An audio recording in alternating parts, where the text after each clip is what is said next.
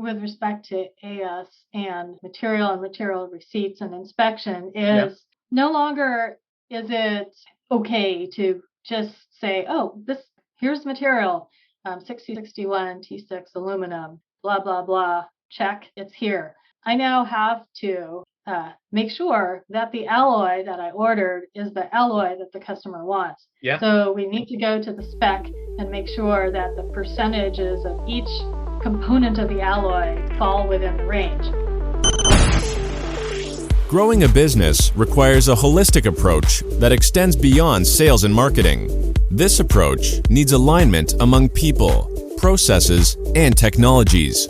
So if you're a business owner, operations, or finance leader looking to learn growth strategies from your peers and competitors, you're tuned into the right podcast. Welcome to the WBS Podcast, where scalable growth using business systems is our #1 priority. Now, here is your host, Sam Gupta.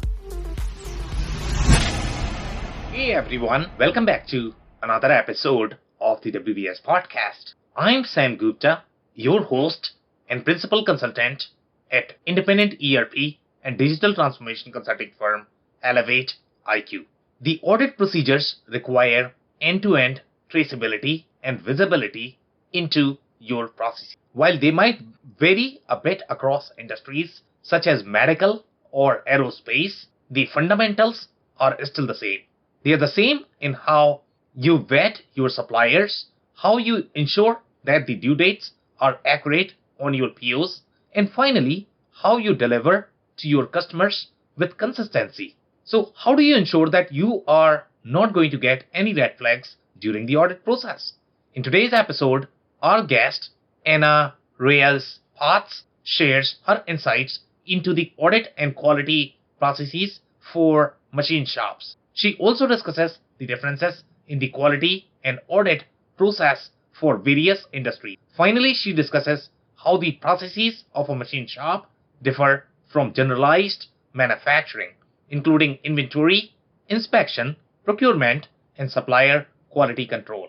Let me introduce Anna to you.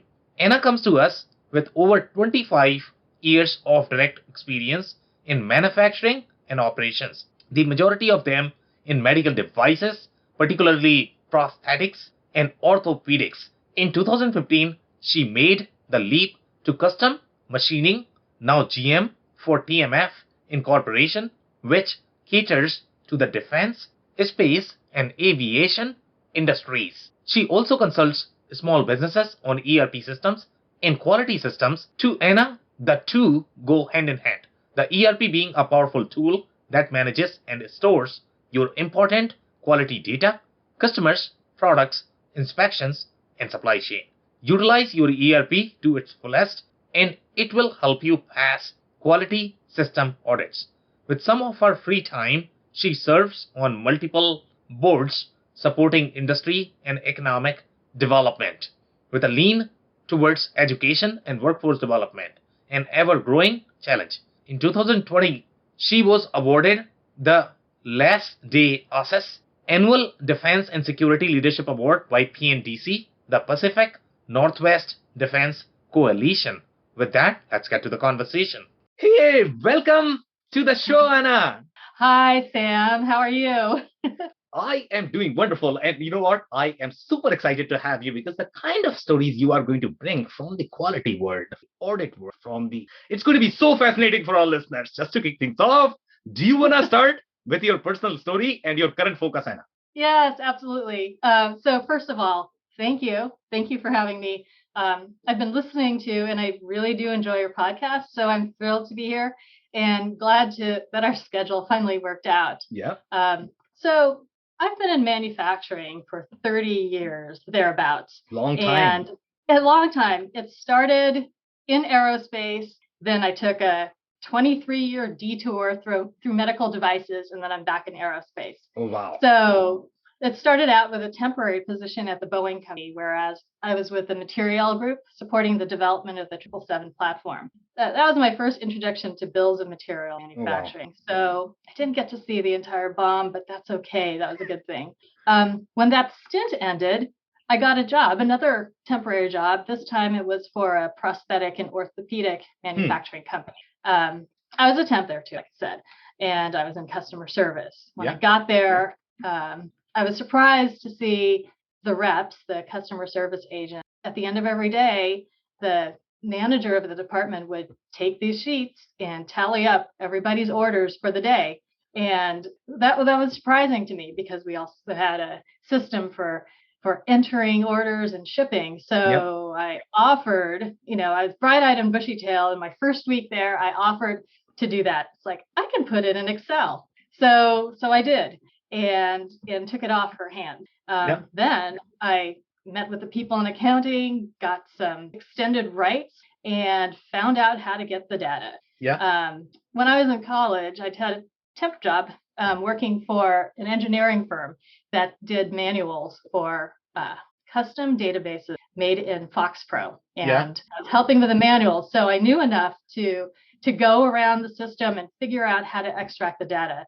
So that was my first venture into automation. And then from there, I got a full-time job. Like I said, I was there for 23 years. From customer service, I moved over to marketing. I went into quality, and eventually, my last 7 years there, I was VP of. Very cool. I have to say, like most of the pivoting, critical building blocks of how I feel businesses should be run, especially customer service, were those few days at the prosthetic company. The automation, but also the way you treat your customer. I didn't realize this back then when I was offered the permanent position. I was in customer service, but I would say it was one of the biggest things that shaped my business value, specifically supporting the customer. Another story that helped build my customer service values was being a hostess at a sushi bar. The lead server used to tell me, now keep your eye out. Look for people who are trying to get some eye contact and anticipate what they needed. So it's like, wow, okay. So I did that.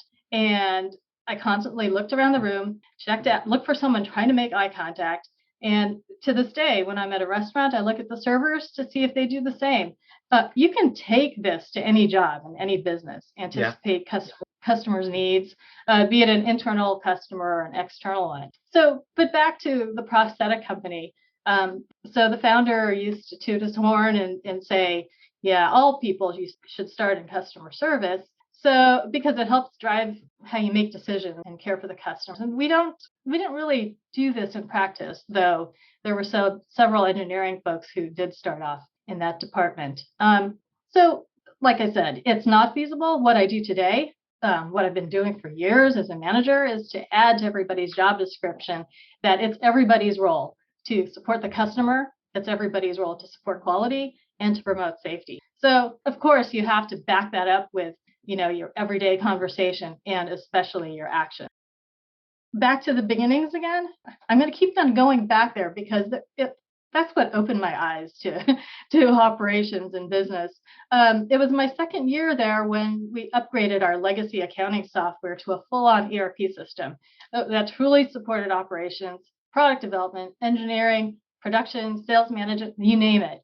And at the same time, very important, we were implementing our ISO 9000 and getting our products CE mark. So that's where it all started coming together. So at my time, at the company, we went through several acquisitions. So then I was able to work with multiple MRP systems, implementing our ERP at the company that we acquired, implementing an outside ERP when we were the ones acquired, going back to our ERP when everyone realized ours was needed to control inventory and engineering. So we were allowed to use our system for manufacturing, including engineering, but not for order fulfillment, cost finished goods. And so that was a challenge, not to have the complete loop. One of the tricks I did was to save the BOM costs under a different cost type. So when we eventually went back to the system for the entire cycle, most of the info was there. The last acquisition at the prosthetics, I was part of the due diligence group that took on the machine shop that did aerospace work. So the prosthetic and orthopedic industry, I don't know if you know this, but it was going through some Medicare upheavals at that time. And so as a company, we decided we needed to spread out into other industries. The ISO 13485 quality standard for medical device manufacturing and aerospace AS 9100, they're equally as stringent. They're not too different. They were both based on the old ISO 9001. So at least back then, it wasn't a large leap, as large a leap as you would think.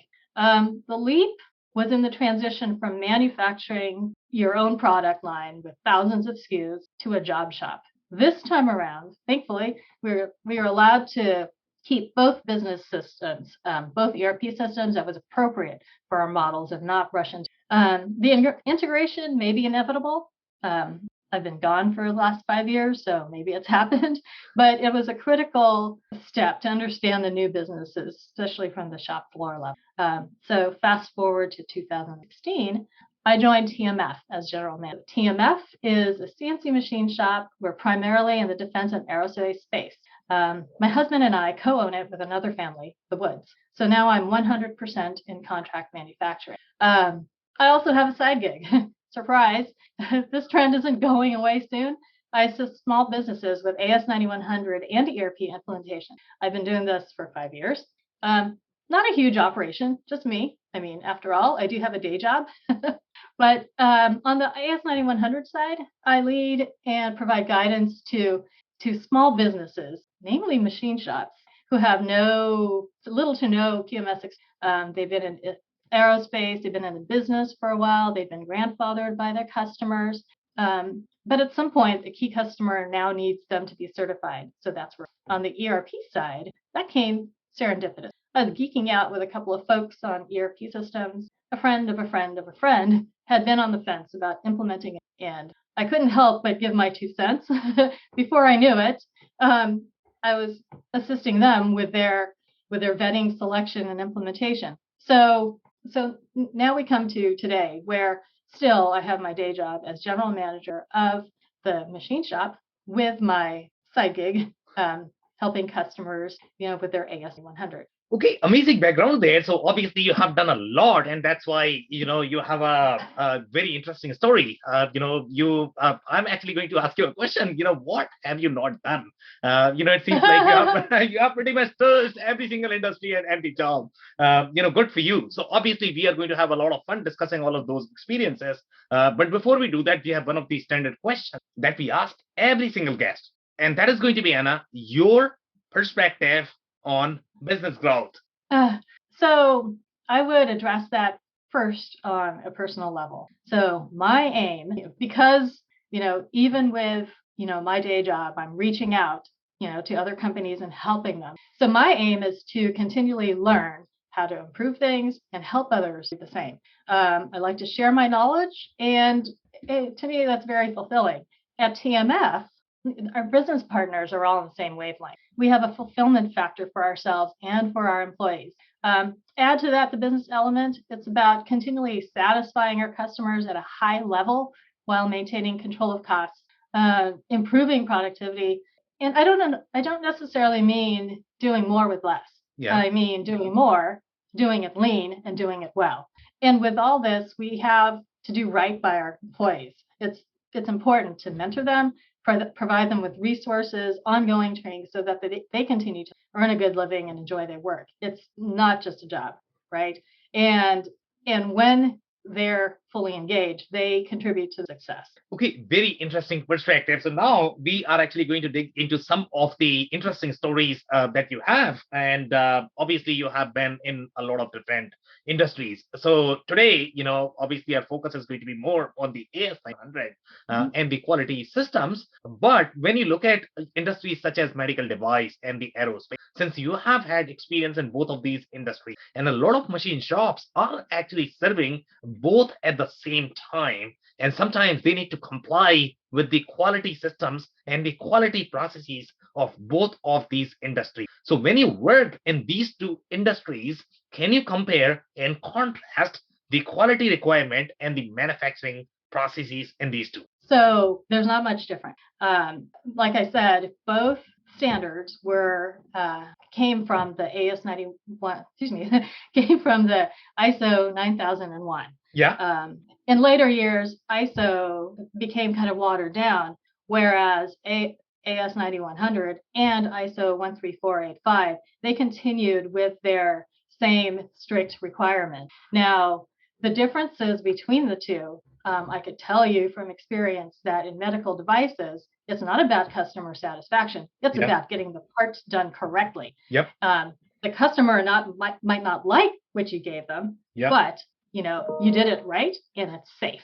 Yep. With aerospace, see, my company, we don't design the parts, the components. So what we do is we make the parts. That applies to the medical devices also. We make the parts to the customer specification. Yeah. We're not involved in the design process. So from that perspective, they're identical. We maintain the traceability. We maintain the high quality, the inspections. The inspection reports may be different. Yeah. And really, we treat our medical customers like the air, just so that we follow one standard, but it is sufficient for the medical devices at the component level. Okay, amazing. Yeah, it does. Thank you so much for those. I really enjoyed the comment about, from the process perspective, the medical device and aerospace are not going to be as different. And some of the key insights that you have provided is, in case of medical devices, I hear from my friends and the customers as well, that it's not just about the customer experience. It's not about, moving fast. Sometimes a lot of companies move fast. Mm-hmm. But in case of medical device, I think doing it right, the way you mentioned, is going to be the biggest priority. So their KPIs are going to be very different. So now let's move to the next segment of the discussion, which is going to be when you are doing the audit prep, right? Obviously, you need to get a lot of things in order. So a company that has never done any sort of audit, or if they have never produced parts for a regulated industry, for example, aerospace or the medical device, what do they need to do from the process perspective, from people perspective, also from systems perspective, to be ready for the audit?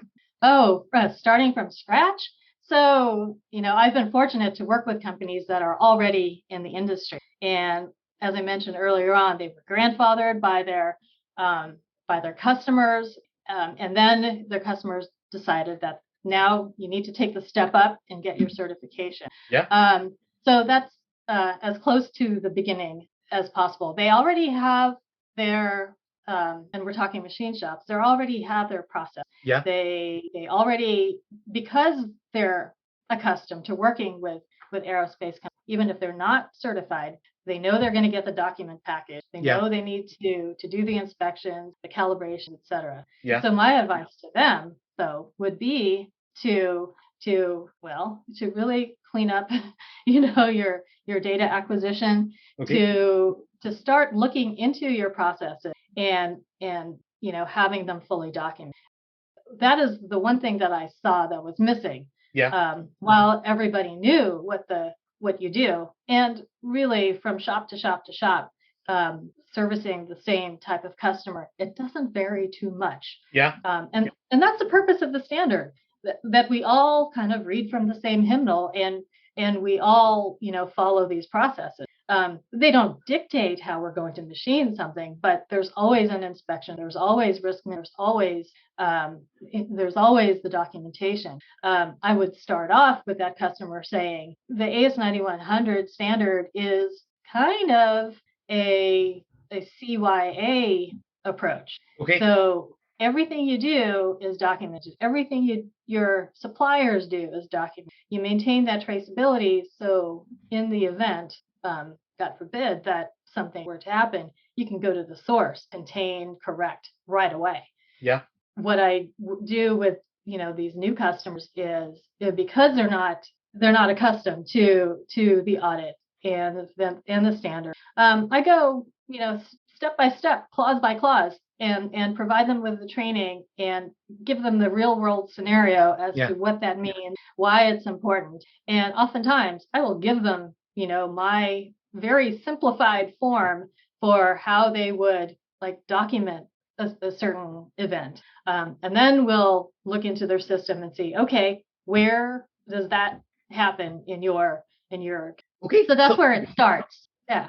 Okay, amazing. So now, what we are going to do, we are going to do a little bit of walkthrough, because sometimes when you are hearing these things, it might be very hard to follow for people who might not be as experienced with the audit process. So one of the comments that you made is about cleaning up the data. And we all know that obviously the data cleansing is going to be a long exercise. It's probably not going to be done in one day. It's going to require a lot of effort before you are going to be AS ready overall from your data acquisition perspective, also how you are processing your data. So maybe pick a story where you started in the engagement and you felt that data was not correct. So maybe provide the examples of the business. What kind of business are we talking about? What is the size of the business? And talk about the data cleanliness. What kind of data they had that was not clean when you started in the Okay. I wouldn't say it wasn't clean, but it was everywhere. Okay. So I'm talking about a business, a machine shop, about 20 employees. Okay. A typical size for a lot of the shops. Yeah. and while they had a process in place, they didn't have a written quality system. Yeah. So when I say cleaning up the data, I mean putting them in the correct buckets, making sure that they exist. Okay. Using your computer system as the repository for the data, Yeah. and not a notebook and not Excel. I mean, sometimes you have to do that. And I'm talking about like inspection data. Yeah. I mean, clearly they're doing it. They have to do it. They need to record it. Yeah. But to find a systematic approach so that it's always in the same place. Yeah. And so that creating your first article inspection report after the fact is not such a challenging task, because you're going to add a lot of steps when you're implementing AS9100. So, the muscle memory isn't there, but once you do it over and over again, you'll find that these very necessary steps become your everyday. It's your ethos, it's your culture, it's how you do things. Yeah, so very interesting commentary there. And obviously, when we look at the data quality and data acquisition, and especially when we talk about these processes, right, there are a million ways to doing the same thing. And in my experience, I think that's where the trick is. So let's say if you talk about data quality and, sometimes what happens, let's say you have a report and you are getting an issue that the data quality issue is there. Maybe your sales commission is off. Maybe your, quality KPIs that you are measuring, maybe they appear to be off. But the underlying reason why they might be off is because of the way your either SKUs are structured or the way bombs are structured. Sometimes the issue could be because of that. So do you experience similar, challenges in your space as well? That, maybe the business that you're working with, they didn't really understand how to really design their SKUs, the bombs, and sometimes there could be data quality issues because of that. Now, the data quality is not the real issue as such. It's really the misconfiguration of the ERP system, or the way they are processing their parts across or they are reporting the processing of the part. I mean, the reporting could be different than the actual processing itself. So do you experience similar issues in your space as well? Well, in my company at TMF, we don't have that issue because we all came out of other manufacturing companies that had ERP systems, and we knew to build upon it. Yeah. The companies that I consult, I would say that most of the issues come from not necessarily the BOM. Okay.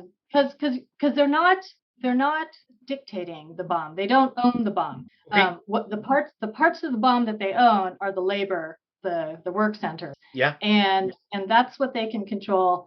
The materials, the components, that's coming from the customer. So how they put it in the system, the systems that they use are pretty, I would say, flexible and allow for that kind of setup. I would say it's mostly in the entering of the information, the entering of the RFQs, the entering of the orders, that the information may not be, I guess, so exact, like due dates. Yeah. It On-time delivery is very important in our industry, Yeah. and I often go to their reports and say, oh, it's 70%, but we shipped it on time. Well, the due date that you entered doesn't match the due date on the PO, because if I go back to several POs, Yeah. you're doing great. So take credit for it, give Yep. yourself credit, and enter the right date in the Yeah. first place. So they spend a lot of time on the product itself, not necessarily on the data around the order. Yeah, so very interesting commentary there again, and you are right that especially in case of aerospace, you don't have a lot of control over BOM, because BOM is probably going to be provided by, the variations that we typically see in our space with the customer is going to be sure what your customer is saying, that I want you to use this steel bar in this specific length in this specific width. So obviously, you cannot change that because you need to comply with those specifications. The changes that you are going to experience, and you are absolutely spot on that you have a lot of control in terms of how you are going to organize your operations, because they are not going to dictate that. But the other point where you have a lot more control is how the SKU that you are using in the BOM is being produced. Sometimes some of the companies, they are going to do the intermediate process inside the company, so your inventory structure is going to be very different how you are structuring your inventory, and that could have your implications on the BOM, and that could have implications on the way you are doing the traceability as well as the report. Do you agree, disagree? What are your thoughts on the way they manage their inventory? So within that subject of machine shops making parts for aerospace, yeah the jobs are very varied.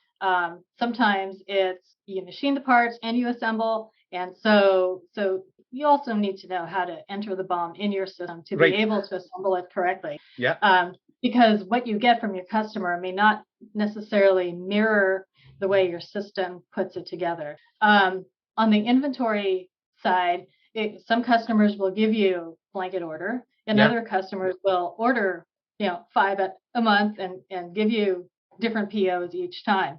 So what we like to do for entering inventory is a material that we buy is Yeah. always assigned to a specific order. We don't buy inventory to put on the shelf to have available. As soon as we receive it, it's assigned directly to the order. So you don't have any mix-up, like which bar goes to what customer, and you can keep your certs intact. Yeah. I was just looking at a new system where for the item master setup for the materials, you can check a box, for buy to inventory. And so when you receive it, when it hits the shop floor, you don't make that mistake of giving it to somebody else who happens to be using the same material too. It is specifically for that one. Okay, so let me make sure. That's how the traceability is. Very interesting. So let me make sure I understand this right, and I am going to provide some examples from my experience in that space as well. So in this particular case, what you are saying is, and I know that you are right, most machine shops operate this way, where they are going to get the order and they are going to make calls, they are going to buy the parts, and then they are going to produce. Now, when you look at this process, when you are talking about 20 people shop, sure, for 20 people shop, that may not be as big a problem. But when you are working, with a shop that is going to be decent, and not every shop is going to be 20 people, there are going to be a lot of shops that are far bigger. Okay, then you need to look at the scalability of your processes. In this particular case, obviously your processes are not going to be scalable because you are literally picking the phone when your order is there, and that's not a very scalable way of doing your procurement. If you actually talk to any of the procurement practitioner, what they are going to recommend is, yes, you are going to buy the inventory for the order, but you need to consolidate all of your inventory footprint. You need to run the MRP process and then have that process automated so that you have enough material when you are trying to process the order. In fact, I don't know if the AS9100 process mandates that you need to have some sort of ERP processes in play. I would assume that aerospace companies would want to see that you have some sort of MRP process in place, because that governs how scalable your processes are going to be, or whether you are going to run into any supply chain, which is the major concern for the aerospace companies, because if they are going to be short on this part, their whole production may stop. So have you seen any issues because of this, because of just buying for the order? No, not necessarily, because we do have the larger orders too. Okay. But honestly, we try to keep it separate from the smaller one-offs. Okay. I'll say one-offs, even if it's not, one item. And so that ensures that the entire lot, that the entire document package applies to one order. I've seen other companies do it differently with racks and racks of material on the floor. Yeah. It's just the comfort level of the manufacturing facility, the size of the manufacturing too. Yeah. I wouldn't necessarily say it's not scalable from a small order to a large order, because we're talking about different orders, different companies. Yeah. I think the scalability comes from your own process, Yeah. how you handle scheduling, how you communicate with your suppliers and arrange for the materials to show up on time. For when we do get a large order that requires the materials and a lot of drop ships, et cetera, we have that communications up front, both with the customers and with the suppliers. Yeah. So everyone has the same. There's that human side of the business where we really need to talk to them and manage the expectation, and also set it within the shop. Again, we're making 1,000 parts, we're making 10 parts. It's the same machines, same people. It's the same scheduling devices. And we're probably have one order for the 1,000 parts and have like 100 orders for the 10 parts. So the ability to scale, the ability to manage those at the same time, all comes down to the scheduling. So I completely agree with you that the scheduling and the real operations on the shop floor is obviously going to be super critical and important. But I want to go back to the supply chain processes, right? So the supply chain, especially if you look at today's market, as you know how broken the supply chain is, and it's really broken, to be honest. Okay, manufacturers are really struggling to find parts that they are looking for their job. So let's say if your processes are set up the way that you are going to order the parts when you have received the order. So now you are looking for the parts. Right now, if you look at the market, the parts are not really available in the market. In fact, I'll tell you a story of yesterday's call. I was talking to one of the aerospace companies, and they actually work on the material called beryllium. And there is only one company, I think, they do the beryllium. So if your bottleneck is going to be that, obviously you are going to have these scheduling issues, because if you don't have that critical component available in a stock, nobody else can provide in the market. You are going to have the container issues. If you are getting this material from overseas, nobody can ship it. So how would you address these supply chain challenges? That is number one. And number two, is AS9100 going to be concerned about these issues? Because their goal from the AS9100 process is that you have to get your supply chain in order. And if you don't have that, obviously, you are probably not meeting the AS91. So what would you say to that? So I would say to that, from the beginning, when you start talking about that very large order with your customer, that's when you start the planning process. Okay. That's when you start getting your supply chain in order. Not when you get the order, but when you are working on the RFQ and you're assessing all the risks, seeing how long it takes to get the material, seeing when you can get like ongoing repeated delivery, and also making sure the product that the ones that we've been working on are DFARS. So they need to be made in the U.S. We don't have the container issue going on there. We might have the issue with finding the right supplier who can get you the domestic material. When you've set that up from the start, and then you have the material deliveries, the purchase orders in place, the schedule in place, I think that's when I think that's what you're asking. to make sure that the deliveries are on time, the materials on time, and we're able to turn that part around as quickly as possible. More important than anything is making sure that the inspection information, the material is correct in the first place. That's what I've come across personally. So that's not to say that that doesn't exist, or other people might do it differently. But that's how we've been handling it. So for repeat work, Okay.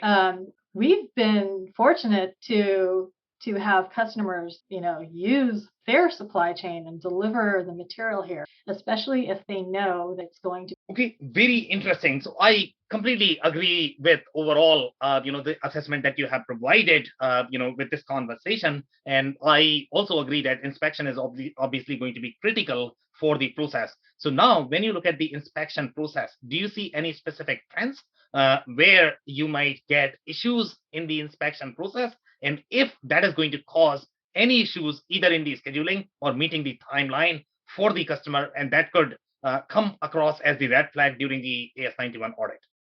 So what I'm seeing with respect to AS and material receipts and inspection is no longer is it okay to just say, oh, here's material, 6061 T6 aluminum, blah, blah, blah, check, it's here. I now have to make sure that the alloy that I ordered is the alloy that the customer wants.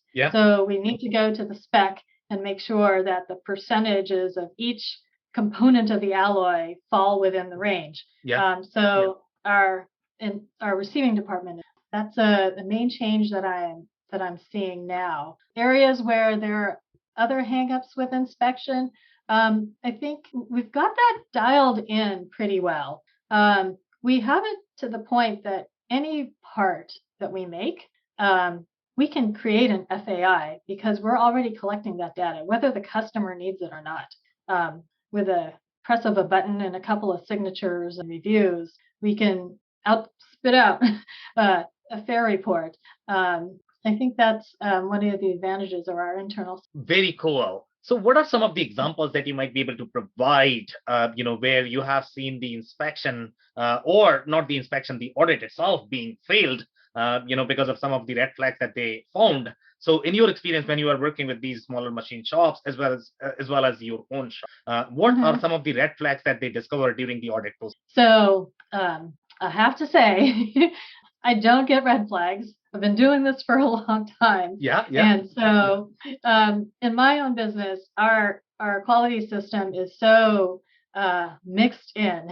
It's so part of our ERP system that an audit is sitting in the conference room with a laptop and a projector. Well, in these days, Zoom. Our last two audits were in Zoom, and me sharing my screen. Everything is there. With the companies that I consult, they're not quite there, but they're getting there. And because they're machine shops, I can give them some advice on how to structure their process for the AS9 without changing the way they do things internally. Red flags, no, honestly, these are good companies. I don't see red flags too often. Now, efficiency, that might be a different thing. How they manage their shops, or how they enter their data or do their reports, but their product quality and their process quality, the shops that I have been fortunate to work with are doing well. I think when you have an auditor go through the floor, though, I guess I'll make up some scenarios. If they see parts that aren't marked on the floor, if they see parts and you can't identify that a part was pass or fail, that's a red flag. If you pick up inspection tool, calipers, and the date is expired, that's a red flag. Okay. Things like that are red flags. So, do they typically look at the systems as well? So are they going to verify, let's say, if the tool itself is expired, but what is it showing inside the system? Because I don't know a company that is going to have 100% consistency. Whatever is going to be in the system is actually going to be in the real world. That's very rare. Obviously, your effort is going to be to mimic as much as possible, but that's typically not true. So let's say if on the floor it says the tool is already expired, but in the system it says not expired. So obviously you are Mm-hmm. going to assign that tool to an operation, and that's a red flag from the audit perspective. Have you Mm-hmm. come across this scenario? Are these auditors looking at the system as well, or are they simply looking at the tool and they are looking at, okay, whether it is expired or not? And if it is not expired, that's okay, because I know that you probably have figured out your process.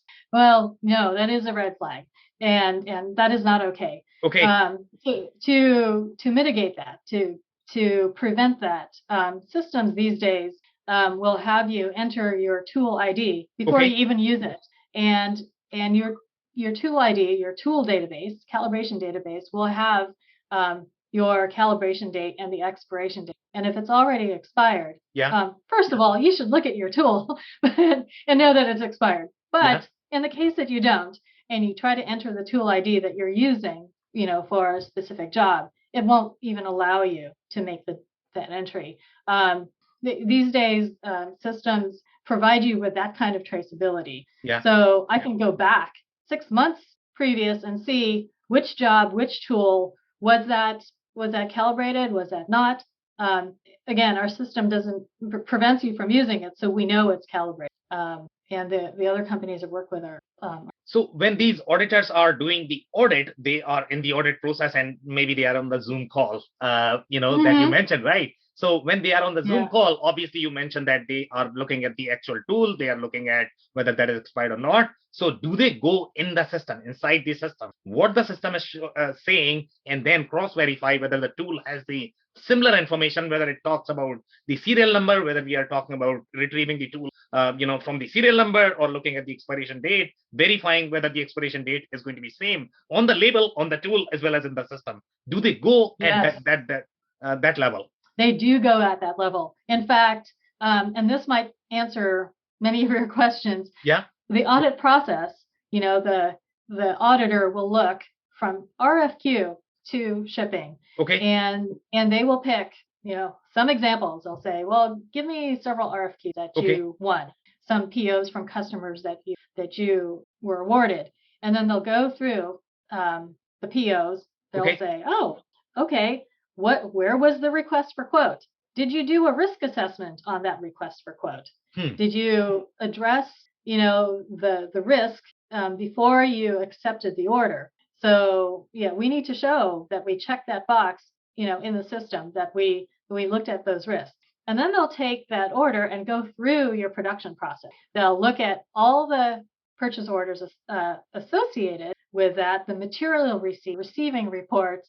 They'll go through your setup sheets, the drawing, making sure the drawing revision matches the order revision. They will go to that level of detail, down to shipping. So at the point of shipping, they will say, oh, okay, was the part inspected? Was the part count correct? Did you package it in the correct way? Did you use paper or peanuts or bubble or or paper? They will be very specific about how the part should be protected, on its way out. So it's our responsibility from the point that, we get the RFQ to shipping, to packaging and shipping, that the quality is good. It's what the customer wanted. Very, very interesting. So that's it for today. Do you have any last minute closing thoughts or remarks for our listeners? Well, we did get into some of these specifics, but I would say try to keep it as simple as possible. Try to streamline your systems so that you can make them repeatable, because with the repeatability and the repetition comes the quick, you can find your errors, you can find your flaws and issues early. I could say always continue communicating with your customer. Keep that line of the dialogue open, because we're finding today everyone's busy. You will find issues at the RFQ level before you even get started. And even when you get the PO, just because you did the RFQ doesn't mean it's all going to be correct. I'm talking about today. It just happened. So keep it simple. and maintain that line of communication. And my personal takeaway from this conversation is going to be that, AS is designed to help your business. So really mean the processes. The more you are going to follow, the higher chances you are going to have to become that 2,000 people shop from 20 people. On that note, I want to thank you for your time. This has been a powerful episode. Oh, awesome. Thank you so much, Sam. Of course. I cannot thank our guests enough for coming on the show, for sharing their knowledge and journey. I always pick up learnings from our guests, and hopefully you learned something new today.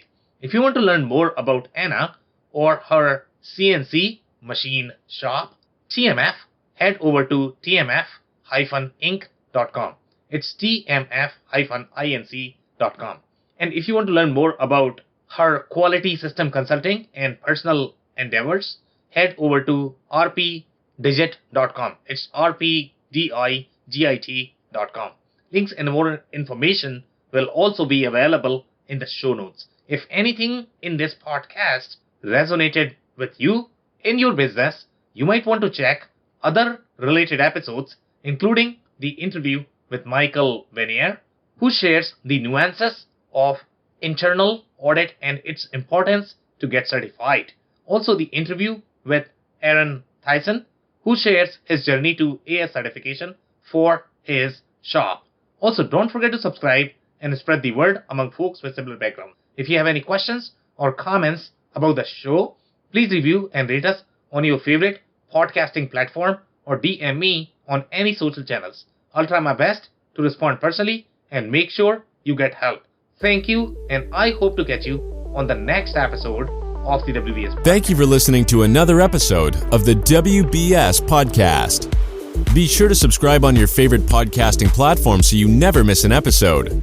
For more information on growth strategies for SMBs using ERP and digital transformation, check out our community at wbs.rocks.